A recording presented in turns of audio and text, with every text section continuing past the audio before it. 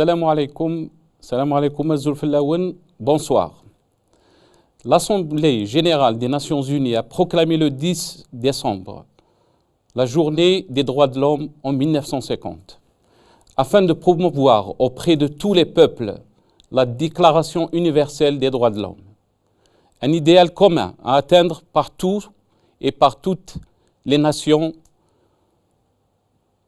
Le diplomate algérien de l'autre côté, Lakhdar Brahimi, a affirmé samedi à Alger que la situation des droits de l'homme en Algérie était en amélioration constante, mais insuffisante, ajoutant qu'aucun pays dans le monde ne peut prétendre la perfection en matière des droits de l'homme.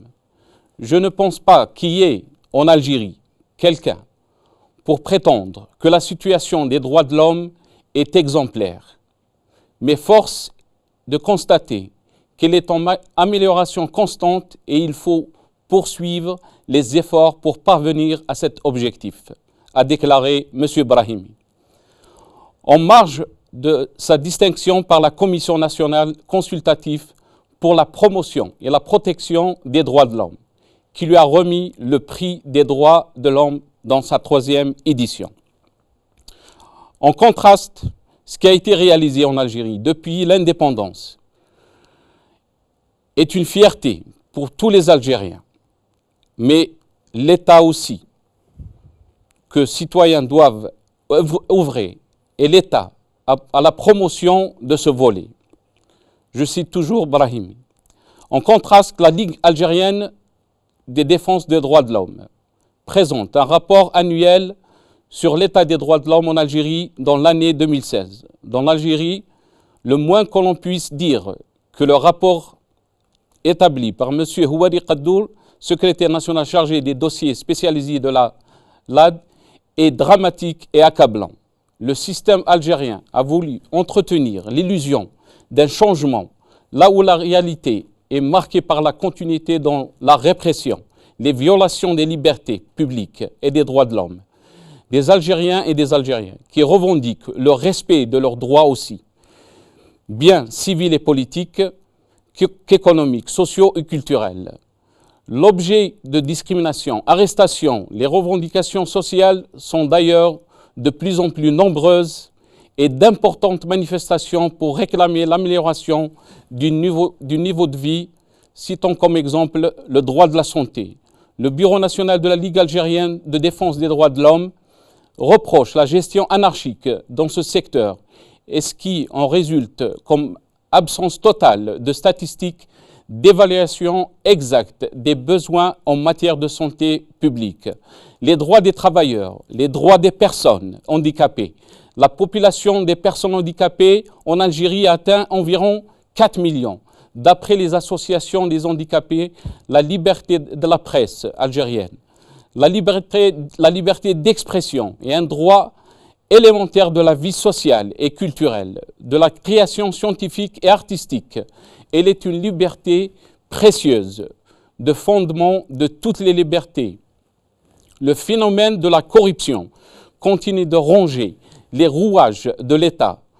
Est une grande partie de la société, le droit de réunion et de manifestation. Les familles des disparus vivent une attente désespérée. Las de cette situation de doute, sans toutefois pouvoir renoncer à espérer le retour des disparus. Persécution des défenseurs des droits humains. Les législations répressives des contradicteurs des autorités algériennes. Le respect des droits de l'homme est dans l'intérêt de tout. Il favorise le bien des individus, la stabilité des sociétés et l'harmonie d'un monde indépendant. Cité Ban Ki-moon, secrétaire général de l'ONU aujourd'hui. Le matin, droits de l'homme, l'Algérie dans le viseur de la presse anglaise, par Habib Khalil. All Huffington Post, Human Rights Watch dénonce les expulsions sommaires de migrants. Le Monde.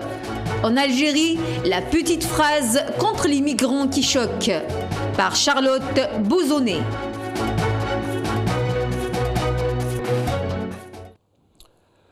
Bonsoir, salam alaikum, chers téléspectateurs. Aujourd'hui, donc, le titre de l'émission Algérie, grave violation des droits de l'homme. Avec nous sur le plateau, M. Brahim Younsi, président de l'UDM. On aura aussi le plaisir d'avoir Maître Rachid Mesli, avocat et défenseur des droits de l'homme, en Skype. Et on espère docteur Messaadou Zahela, qui sera avec nous, nephrologue, ex-élu du FIS, par téléphone. Je commence avec mon invité au plateau, Brahim Younsi. Bonsoir. Bonsoir, et tout d'abord, je souhaite un prompt rétablissement à notre ami Jamaldine Benchenouf. Merci beaucoup, c'est Younsi. Nous aussi, on souhaite un bon rétablissement à Jamaldine. Donc, Algérie, grave violation des droits de l'homme. Donc, c'est la journée internationale des droits de l'homme. Quel est l'état de lieu dans ce domaine en Algérie? Je crois que la Ligue algérienne de défense des droits de l'homme a fait un rapport sur cette question-là, et un rapport, comme elle le dit elle-même, accablant. La question des droits de l'homme se pose dès le lendemain de l'indépendance de l'Algérie. La question des droits de l'homme s'est posée. Les droits de l'homme n'ont jamais été respectés. Dès le lendemain de l'indépendance, beaucoup de militants, de vieux militants, ont été torturés, emprisonnés arbitrairement. Et beaucoup aussi de militants, de leaders de la révolution algérienne ont été assassinés. Assassinés parce qu'ils revendiquaient des droits politiques. Ces droits politiques que nous revendiquons encore aujourd'hui, 50 ans après. C'est ça la question des droits de l'homme aussi. Le droit au travail, c'est un droit humain. Le droit à la vie, parce qu'il y a 150 000 à 200 000 enfants entre 0 et 1 an qui meurent, qui meurent souvent par manque de soins. Le droit, on a parlé tout à l'heure du droit à la santé. Le droit à la santé est un droit aussi de l'homme et un droit humain qui n'est pas un droit assuré. La question de la citoyenneté, elle est au centre des droits de l'homme. L'Algérien n'est pas citoyen chez lui, et ce n'est pas lui qui décide. Le droit d'aller et de venir n'est pas assuré non plus, il n'y a pas de sûreté dans ce pays. Vous pouvez sortir de chez vous et ne pas rentrer le soir quand vous revendiquez des choses. Le droit de manifester, non plus, les gens sont matraqués, les gens sont empêchés de manifester. Le droit de se réunir n'existe pas non plus, y compris les partis politiques agréés n'ont pas le droit de se réunir. C'est quand même la situation des droits de l'homme, n'en déplaise, et quoi que dise M. Khadr Brahimi. Si on revient un peu à ce qu'a dit le Khadr Brahimi, donc ce qu'a déclaré, il dit que la situation des droits de l'homme en Algérie était en amélioration constante. Oui, mais on ne voit pas cette amélioration. Je crois qu'elle est en détérioration constante. Elle se détériore de plus en plus. De plus en plus. Parlons de Farouk Senteni et de sa commission. Je ne sais pas ce qu'il y fait d'ailleurs dans cette commission, je ne sais pas ce qu'il préside, ou quelle est la promotion qu'il fait des droits de l'homme.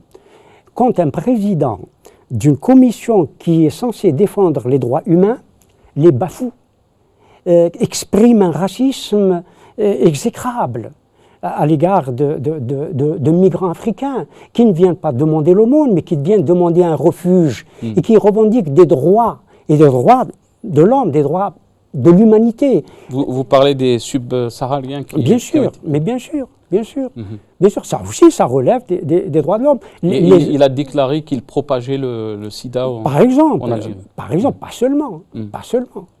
Pas seulement, c'est honteux de dire cela. Ce n'est pas digne des droits de l'homme qu'il prétend représenter. Les atteintes, les multiples atteintes aux droits de l'homme, il ne les a jamais dénoncées. Qu'est-ce que c'est que cette commission qui ne dénonce pas les atteintes aux droits humains, aux droits de l'homme, les droits des Algériens, les chômeurs quand ils manifestent, les emprisonnements constamment, on le voit dans le cas Hassan, les familles. Évidemment, bien entendu. On le voit dans le cas de Hassan Bourras. Il est jugé d'une façon arbitraire est mis en prison de la même façon.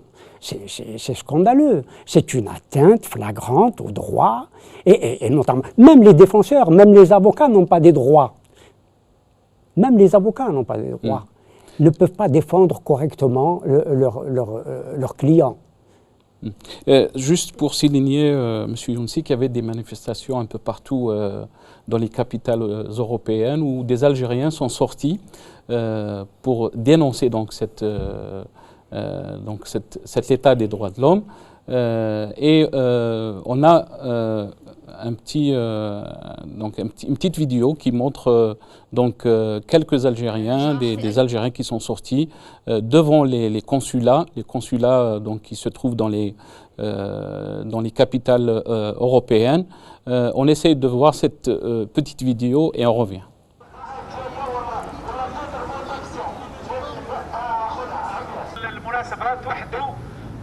العجيب انا في فرنسا يقول لك 7 ملايين جزائري العجيب انكم والله ما نعرف كيف راح توحدوا.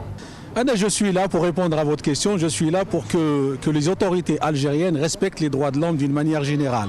Parce que ces derniers temps, on a vu une justice à géométrie variable, c'est-à-dire les droits n'ont pas respecté les droits élémentaires, fondamentaux n'ont pas respecté en Algérie. Lors des manifestations, par exemple, des enseignants qui réclament leurs droits, ils ont manifesté comme tout citoyen. Et puis le droit à la manifestation, on a vu les arrestations massives. Bonjour, donc aujourd'hui on est en solidarité avec tous les prisonniers algériens, ce Boiras ainsi que ses collègues. Donc ça c'était une manifestation des Algériens, quelques déclarations des Algériens qui étaient là-bas devant le consulat d'Algérie à Paris. On revient avec un autre invité. On a Dr Messoud Ouziala au téléphone, nephrologue ex-élu du FIS. Dr Messoud Ouziala, Massa al-Khair, bonsoir. Salam alaikum, bonsoir. Alaikum salam wa rahmatullah. Ahlan bik. Bonsoir. Bonsoir. On voulait juste, si c'est possible, Dr Ouziala, quel est l'état des lieux des droits de l'homme en Algérie? J'ai posé la question à Brahim Younsi en disant que l'Akhdar Brahimi disait ce matin à Alger que la situation des droits de l'homme en Algérie était en amélioration constante. Bonsoir tout le monde, bonsoir mon frère Brahim, ça fait longtemps qu'on ne s'est pas vu, mais je le vois assez souvent maintenant. Alhamdoulilah.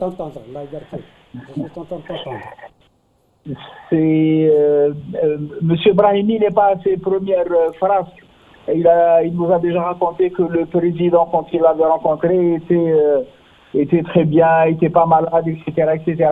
Donc on ne peut rien attendre de ces gens du régime qui viennent nous parler de choses dont ils sont complètement, je dirais pas ignorants, mais je dirais qu'ils les occultent d'une manière tout à fait honteuse, parce que ce qui se passe en Algérie par rapport aux droits de l'homme, avec toutes ces branches, c'est-à-dire si on a parlé, vous avez évoqué la santé, vous avez compté les partis politiques et leur liberté de se réunir, vous avez parlé, le frère Brahim a parlé des enfants, il a parlé des migrants et des émigrés qui viennent en Algérie actuellement.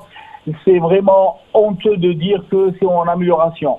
Nous, ce qu'on constate, d'après ce qu'on voit et d'après ce qu'on entend et d'après les différents rapports des différents gens sérieux, les droits de l'homme ne font que se détériorer.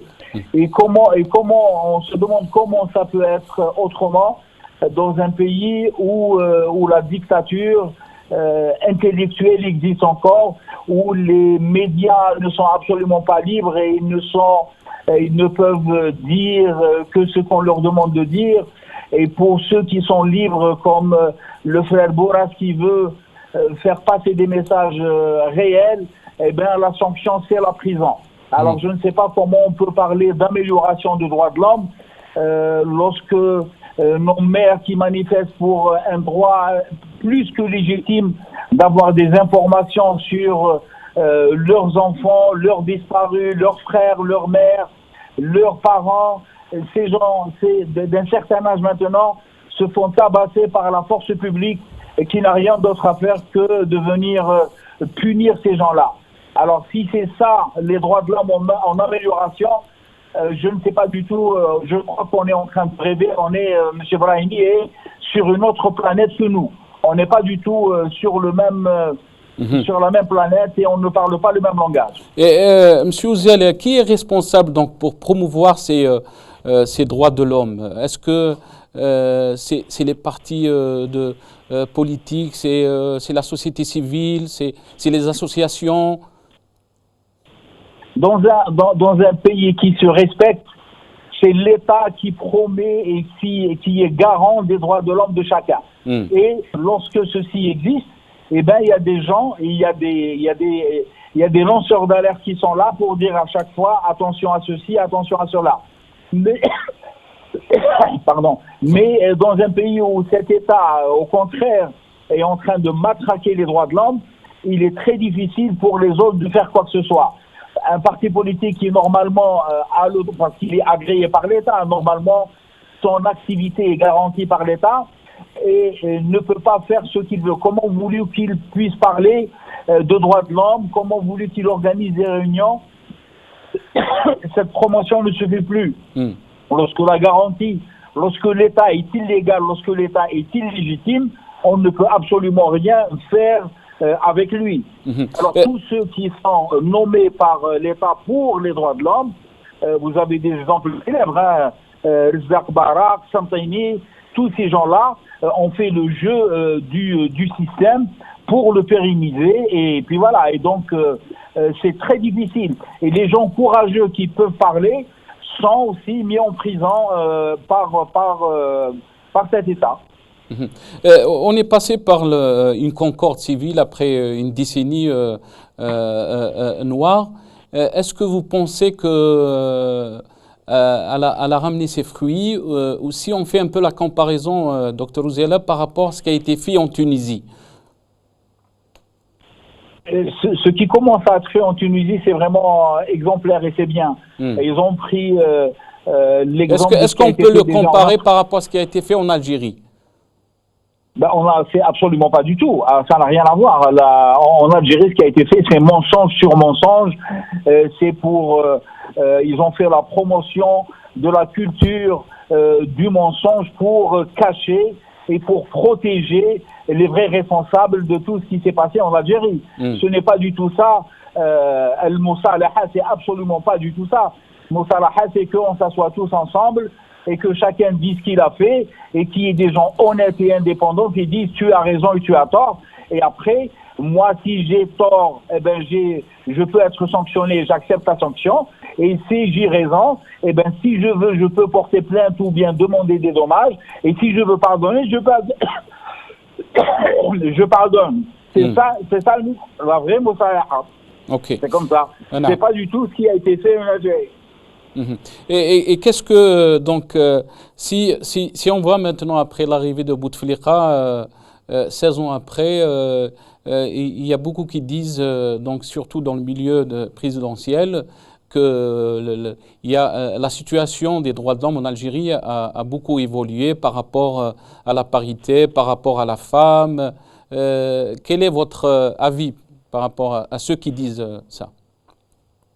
Il y a certainement des évolutions, mais je ne sais pas si on peut appeler ça un progrès dans les droits de l'homme. Lorsque la parité est là, quand vous avez un parlement qui est complètement fantoche, que vous mettez des hommes ou des femmes en égalité ou en triple ou en double, ça ne change rien. Les vrais droits de l'homme, ce n'est absolument pas ça. Les vrais droits de l'homme, ça commence d'abord par la liberté des gens. Il faut laisser les gens se réunir, il faut laisser les gens parler, et l'État est là pour les protéger, et donc pour protéger leur santé, pour protéger leur avenir, leur industrie, leur travail, leurs outils de vie de tous les jours. C'est ça la promotion, et c'est ça l'égalité qui doit se faire. Avec un État qui ne doit pas dilapider l'argent du peuple, qui lui appartient pas et qui appartient à tout le peuple, la lutter contre la corruption, mettre à nu les corrupteurs, les sanctionner, rapatrier les milliards qui sont à l'étranger, qui ont été pris par des individus. C'est ça le vrai progrès, et c'est comme ça qu'on peut avancer. Ce n'est pas en mettant autant de femmes que d'hommes dans les universités ou je ne sais où qu'on va dire qu'on a progressé ou qu'on s'est amélioré. Et je suis désolé, mais l'arrivée de ce président, pour moi, ça n'a absolument rien apporté du tout au pays.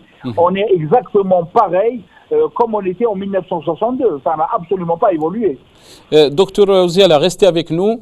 J'ai le plaisir d'avoir avec nous Maître Rachid Mesli, avocat et défenseur des droits de l'homme en Skype. Maître Rachid Mesli, salam alaikum. Wa alaikum salam, bonjour et merci encore à Al-Magharibiya pour cette invitation. Merci Maître Mesli. Maître Mesli, on aimerait bien avoir un petit constat de votre part par rapport à la situation des droits de l'homme en Algérie et aussi si on peut avoir votre avis par rapport à la commission donc le rôle de la commission d'Oxentini. Alors d'abord, je commencerai par souhaiter à mon tour un prompt rétablissement à Jamal Din et aussi saluer vos deux invités, saluer d'abord vos téléspectateurs et également vos deux invités, Brahim Younsi, qui est un vieux militant des droits de l'homme et qui a des décennies de militantisme derrière lui, et également le docteur Massoud Ouziala. Je rappelle que Massoud Ouziala a été le premier néphrologue qui a ouvert un service de transplantation rénale à Alger, un service qui était considéré comme l'un des meilleurs services du monde arabe et en Afrique, et qu'il était également le maire de Ain Taya, le maire-fils de Ain Taya, et qui a donc été arrêté juste après le coup d'État de 92, et qu'il a passé des années de camp dans le sud du pays. Donc je voudrais d'abord les saluer et ensuite revenir également, je voudrais à mon tour commenter avant tout la déclaration de l'Khdar Brahimi. Bon, l'Khdar Brahimi est un diplomate connu, c'est une personnalité aujourd'hui connue et reconnue dans le monde pour son rôle qu'il a joué au niveau des institutions des Nations Unies. Mais il faut également rappeler, malheureusement, que l'Khdar Brahimi a aussi un autre visage. Il a été le ministre des Affaires étrangères de la dictature des généraux après le coup d'État de 1992.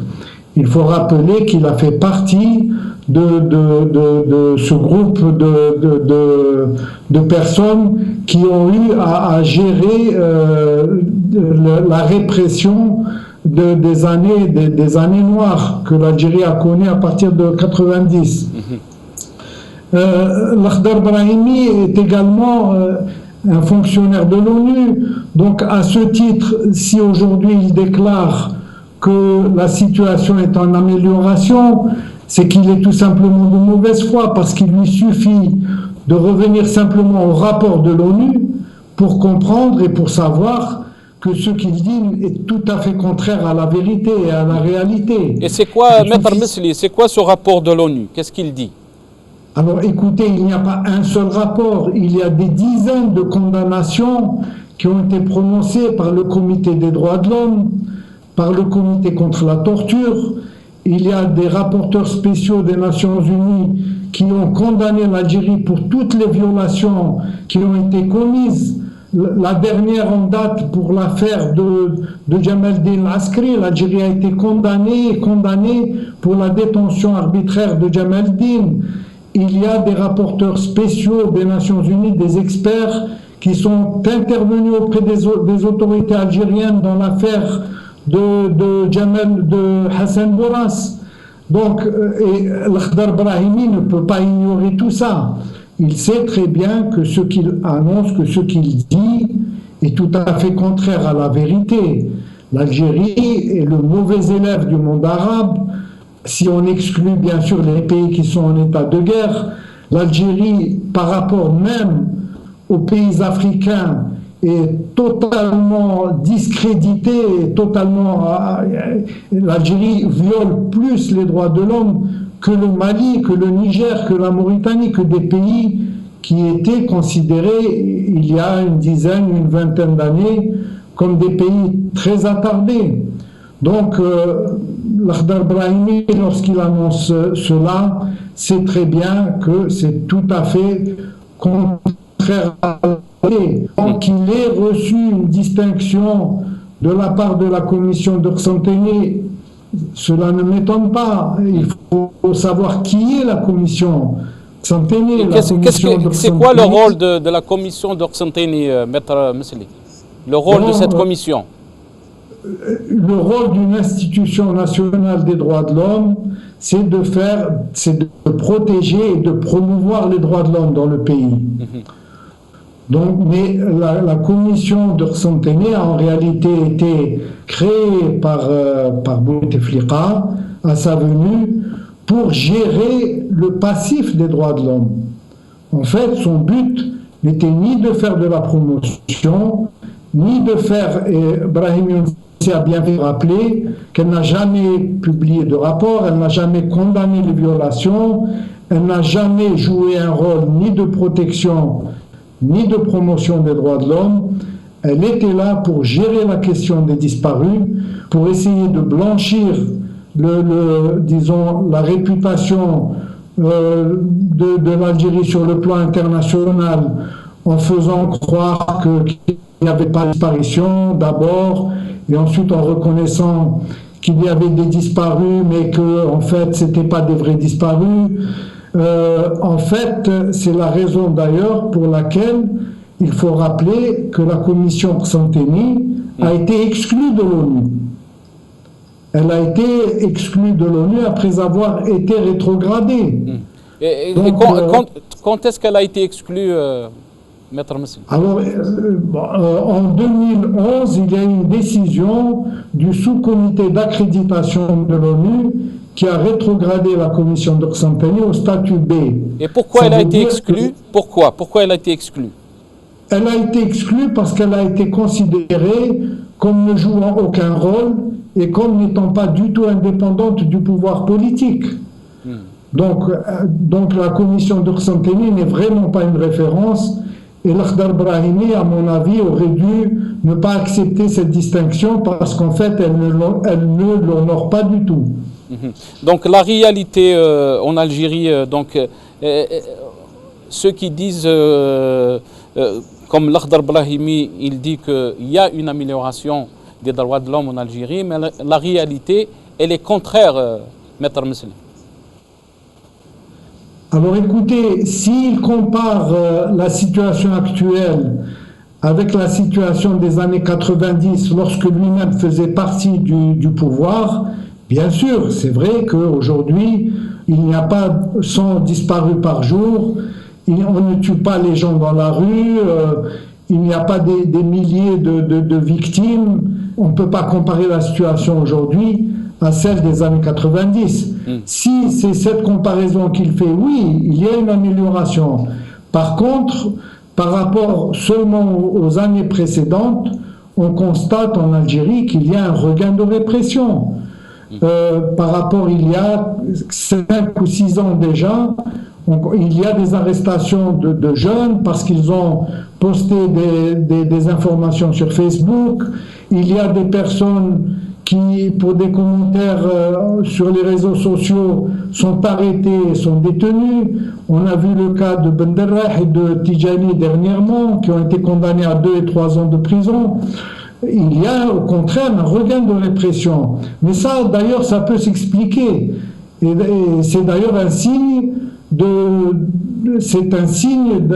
d'aggravation de la situation, dans le sens où si on commence aujourd'hui par réprimer des gens parce qu'ils s'expriment, c'est que le pouvoir est en train de préparer plus de répression parce qu'il craint qu'avec la baisse des prix du pétrole, il risque de se retrouver dans une situation où la contestation sociale peut se généraliser. Oui. Donc, on a un peu l'impression que le pouvoir est en train de préparer le terrain en voulant faire peur aux militants et à la société civile.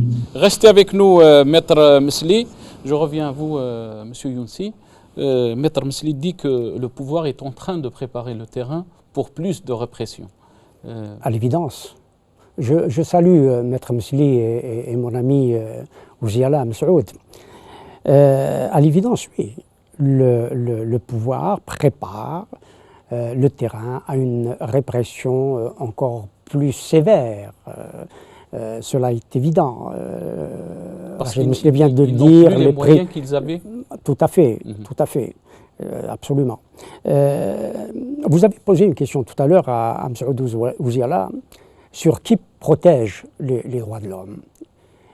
Il a bien répondu que c'était l'État. Mais faut-il encore que l'État repose sur le droit et lui-même respecte la règle de droit. Or, l'État algérien ne repose pas sur le droit et ne respecte pas les droits formels qu'il dit accorder aux Algériens quand on lit les textes, la Constitution. Nous avons toutes les libertés, tous les droits possibles. Mais dans la réalité, ces droits ne sont pas réels, ne sont pas appliqués. Voilà la question qui se pose en Algérie. Au moment où nous parlons, pour revenir à Al-Khadr Brahimi et Rachid Mesli a donné une partie de sa biographie, si j'ose dire. Au moment où nous parlons, il y a des Algériens qui se font torturer. Là, maintenant, la torture existe encore en Algérie, en dépit de toutes les bonnes intentions que l'on peut avoir quand on écoute les politiques ou le chef de l'État, ou les textes. On torture encore en Algérie, on torture dans les commissariats, pas seulement pour des raisons politiques, y compris quand on arrête des jeunes dits de droit commun, des jeunes qui ont commis un larcin, ou pour quelques violences. On les torture. Cela doit se savoir. Une gifle, une insulte est une torture, physique et morale, évidemment. On insulte les gens dans les commissariats chez nous. On frappe les gens dans les commissariats chez nous. Tout cela, c'est des droits de l'homme, ça participe, c'est la quotidienneté des Algériens et des Algériennes. On ne respecte ni l'intégrité physique des gens, ni l'intégrité morale des gens. Il faut le dire. C'est ça la quotidienneté du peuple algérien. Mais ces droits de l'homme, si on veut qu'ils existent, si on veut qu'ils s'améliorent, qui est responsable donc de ce combat? Est-ce que la société civile aussi est responsable? C'est la légitimité d'abord. C'est la légitimité. M. Ouziala l'a dit, et Rachid Mesli aussi. C'est la légitimité. Le pouvoir, le système, le gouvernement, comme l'on dit, le Houkouma, n'est pas légitime. Elle n'a jamais été légitime. Pour être légitime, et c'est un point, c'est par là qu'il faut partir, où il faut tout retricoter, c'est repartir par une assemblée constituante, souveraine, où l'ensemble des tendances qui existent dans ce pays, parce qu'il nous faut coexister entre nous, faire jouer toute l'intersubjectivité qui est la nôtre, qui est celle d'autres pays aussi. Donc cette intersubjectivité doit exister dans cette assemblée constituante souveraine pour faire une autre constitution qui non seulement accorde des droits, mais qui les garantit par des institutions que les Algériens se donneront. Et c'est comme cela. Et puis, bien entendu, au niveau de la police, il faut absolument qu'il y ait un contrôle de la police, de la gendarmerie, de tous les corps de sécurité. Bien sûr, des services spéciaux qui torturent, qui arrêtent arbitrairement les gens. Bien sûr, un contrôle des services spéciaux, un contrôle de la police, un contrôle de la gendarmerie et de tous les corps dits de sécurité. Ça commence par là. Ça commence par là. Je reviens à Dr Messoud Ouziala. Dr Messoud Ouziala, quand on a vu la destitution donc, du DRS, et on a dit qu'on allait d'un état militaire à un état civil. Est-ce que vous pensez qu'on est dans cette dynamique ou dans ce processus? Absolument pas, je ne pense pas du tout. C'est encore une autre supercherie pour tromper le peuple. Tous ceux qui étaient aux commandes lorsque le DRS avait son nom de DRS sont toujours aux commandes avec d'autres noms et d'autres prénoms. Tartak, qui a été un criminel reconnu par tout le monde, est aux affaires. Et comment on peut nous expliquer que l'Algérie évolue, l'Algérie se développe et il y a un changement? C'est impossible. Dans les commissariats, on frappe toujours les gens, on les torture toujours. Dans les gendarmeries, pareil. Les enlèvements, on peut vous arrêter n'importe quand, n'importe qui, sans aucune justification. Absolument rien n'a changé. J'entendais tout à l'heure Maître Mesli parler d'une évolution et des changements, mais de nouveau d'une aggravation. C'est la réalité, on le dit tous les jours. Il n'y a absolument aucune évolution. Dans tous les pays du monde, toutes les polices du monde, elles ont la police de la police pour contrôler. Ça n'existe pas en Algérie. C'est l'impunité totale des agents de l'ordre. Lorsque Cheikh Ali Belhaj se fait arrêter pratiquement tous les vendredis il est empêché de circuler, c'est une catastrophe. Et lorsque des gens, quel que soit le crime qu'ils ont commis, se font lyncher en public, en présence de la police qui est là et qui n'intervient pas, c'est aussi un crime d'État. Ce n'est pas possible. C'est la déliquescence. Pardon. C'est la déliquescence de toutes les institutions. Donc, les noms peut-être ont changé, les responsables, les gens qui sont en manette ont changé, mais l'esprit répressif est toujours là. L'esprit répressif, ça n'a pas changé, ça n'a absolument pas changé. Et quand il dit, Maître Mesli, Dr Ziala, il dit qu'on va de plus en plus vers plus de répression. Est-ce que vous pensez que ça va être le cas? C'est déjà le cas. Notre frère Boura, c'est un très bon exemple. Et sûrement plein d'autres dont on n'entend peut-être pas parler. Chaque fois que l'État que ce système plutôt, c'est même pas un État, c'est ce système mafieux se sont menacés, et ben il sort la matraque. La discussion, il ne connaît pas. Les engagements qu'il tient, il ne les tient pas. Brahim Youssi a bien parlé de ce qui existe sur la Constitution, qui est merveilleux. Ce sont des droits qui sont en théorie magnifiques et garantis pour tout le monde. Dans la réalité, c'est pas ça. Les magistrats sont au pas, la police est au pas et le peuple craint. Et donc chaque fois qu'on est à la veille d'évolution politique, que ce soit des élections ou que ce soit des nominations, et ben la matraque elle ressort. Et le peuple, de nouveau, est frappé, insulté, humilié, et ça ne change pas. On est exactement pareil qu'il y a 10 ans, qu'il y a 20 ans. Moi, je ne vois absolument pas du tout où est l'évolution positive.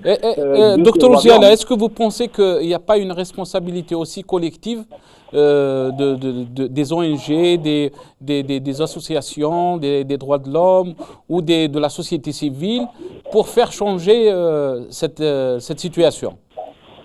Il y a certainement des choses à faire. Il y a des politiques aussi. Il y a certainement des choses à faire. Cependant, il faut se mettre aussi à la place des gens. Les gens qui ont vécu l'arbitraire, qui ont vécu le hogra, la matraque pour rien, etc., c'est toujours très difficile d'aller demander à faire. Par contre, ce qui est très grave, c'est de voir des partis politiques qui, il y a 3, 4, 5 mois, étaient vent debout contre les élections, contre les réformes, parce que tout le monde sait que c'est truqué, et que à la vue d'une carotte, quelle que soit cette carotte, ils viennent tous en courant pour encourager le système et pérenniser le système. Ça, c'est très grave. Ce sont des situations qui font que le système pérennise, parce qu'il y a toujours des pions, soit directement, soit indirectement, qui marchent avec lui.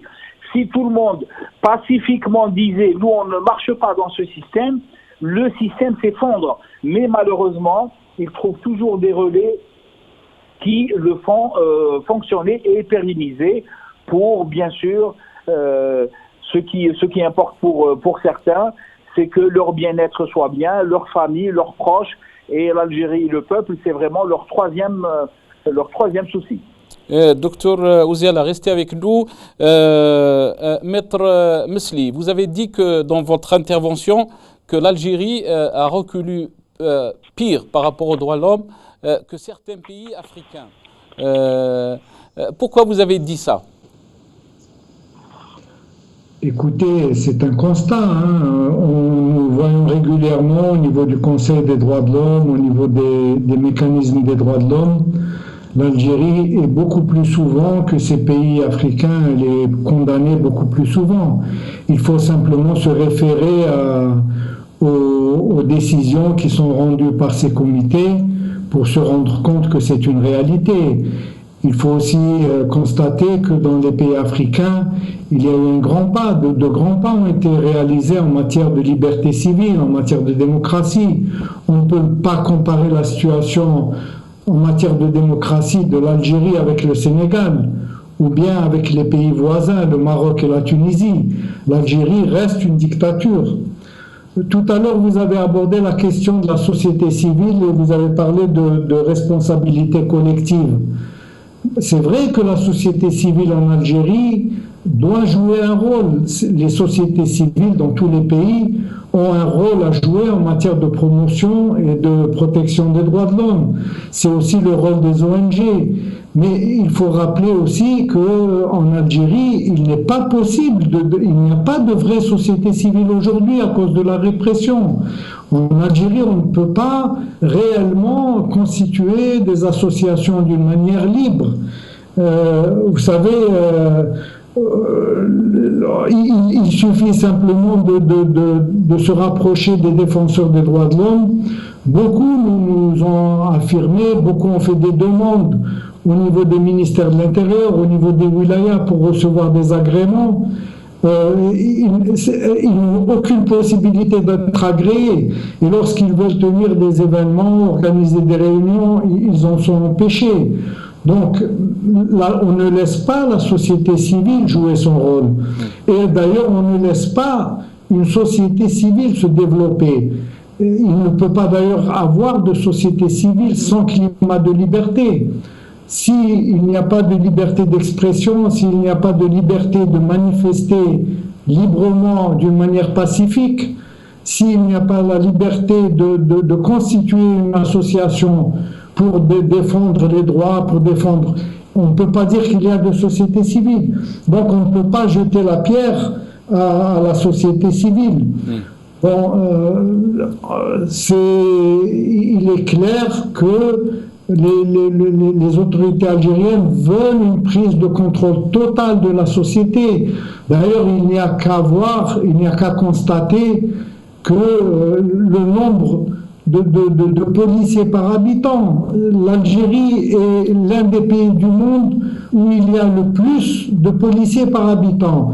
Donc ce qui intéresse le pouvoir algérien aujourd'hui, c'est de garder le contrôle sur la société, c'est d'écraser la société pour protéger son pouvoir et pour protéger ses privilèges.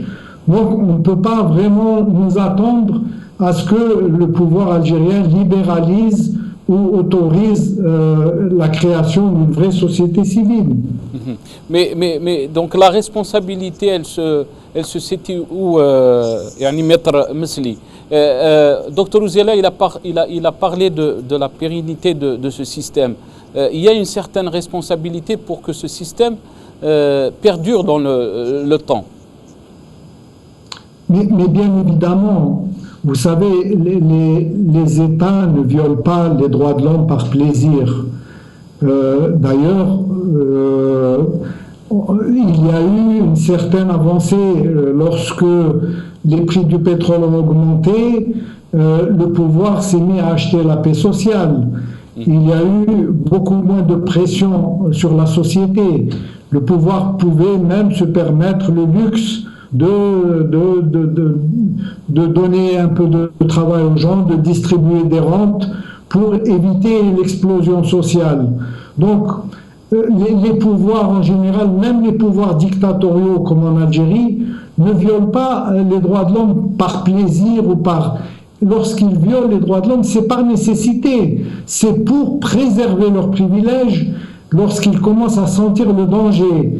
Et c'est ce qu'on commence à constater aujourd'hui. Les autorités algériennes commencent à sentir venir le danger. Et c'est pour ça qu'elles vont commencer à serrer de plus en plus les vices dans la société. C'est pour ça qu'elles vont commencer à réprimer de plus en plus pour justement qu'il n'y ait pas de société civile, pour qu'ils ne laissent pas les gens s'exprimer et en fait pour ne pas perdre le contrôle de la situation. Est-ce que vous pensez, je reviens à vous, Maître Mesli, Brahim Younsi, est-ce que vous pensez ce qui vient de dire Maître Mesli sur que le système il est en train de paniquer, ils sont le risque? C'est pour ça qu'il passe à la vitesse, si on peut dire. C'est vrai, j'ai répondu tout à l'heure. C'est vrai que le pouvoir, le système panique. Il panique parce qu'il n'a plus les moyens de faire face. Évidemment, de payer la paix sociale. Il n'est plus en situation de payer la paix sociale. J'ai des nuances par rapport à mes amis Rachid Mesli et Msaoud Ouziala sur la question de la société civile. Pour moi, la société civile est périphérique au peuple. D'autant plus périphérique qu'une certaine société civile apporte un soutien au système et au pouvoir, surtout quand il réprime une partie idéologique du pays, de la population. Mais oui, on l'a vu. On l'a vu. Elle cautionne la répression, elle cautionne les arrestations, elle cautionne de façon directe ou indirecte, y compris la torture. Cette société civile-là est une société périphérique. Elle n'est pas dans le peuple, elle n'est pas dans la société. Néanmoins, elle porte de ce point de vue-là une responsabilité morale sur ce qui se passe, y compris aujourd'hui. On ne l'entend pas toujours. Elle ne prend pas, en tout cas, les risques de défendre ou de dénoncer les atteintes aux droits des gens. Elle ne prend pas ce risque-là, on ne l'entend pas. Mais il y a une autre société civile, c'est ce peuple qui sort dans la rue, c'est ces mères de disparus qui sortent dans la rue, qui prennent les risques. Elles n'ont aucune responsabilité, ni individuelle, ni collective, sur ce qui se passe dans les casernes, dans les commissariats, dans les groupements de gendarmerie, et ailleurs, sur la question des droits de l'homme. Juste une parenthèse, parce que c'est un problème, quelle que soit l'image que nous avons de cet homme. Je l'ai rencontré ici, sur votre plateau. Je veux parler de Rachid Naqaz. Rachid Naqaz est un citoyen algérien. Il a été expulsé donc, de l'Algérie avec un passeport algérien. Il est un citoyen algérien. C'est un citoyen algérien qui a renoncé à sa nationalité française. Il est à 100% algérien. Comme disent certains, nous n'avons pas de pays de substitution. Cet homme-là a été chassé de chez lui et néanmoins nous n'entendons pas. Ou on stigmatise l'homme qui a été expulsé de chez lui. C'est inadmissible. Cela veut dire quoi? C'est une atteinte à ce qui constitue le droit d'un Algérien, c'est d'être un Algérien. C'est terrible de le dire. C'est terrible de le dire. Parce que c'est des millions d'hommes et de femmes qui sont morts pour cette nationalité, pour cette nation. Et voilà que l'on expulse de la nation un homme. C'est inacceptable. Il ne nous reste pas beaucoup de temps, Brahim Younsi. Très rapidement, je reviens Dr Ouziala. Dr Ouziala, Brahim Younsi a évoqué l'affaire de Rachid Naqaz qui a été expulsé donc, avec un passeport algérien.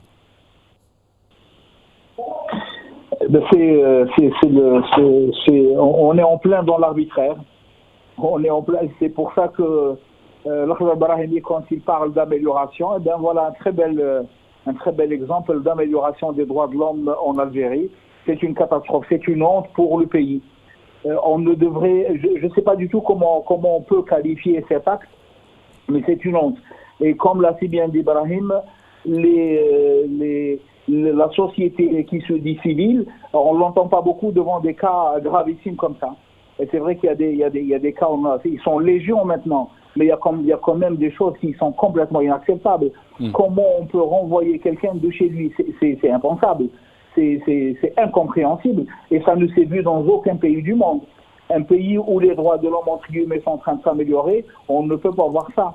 Ça, c'est encore une preuve de ce système qui est en complète déliquescence et qui devient complètement fou, quitte à prendre des décisions qui sont complètement inacceptables.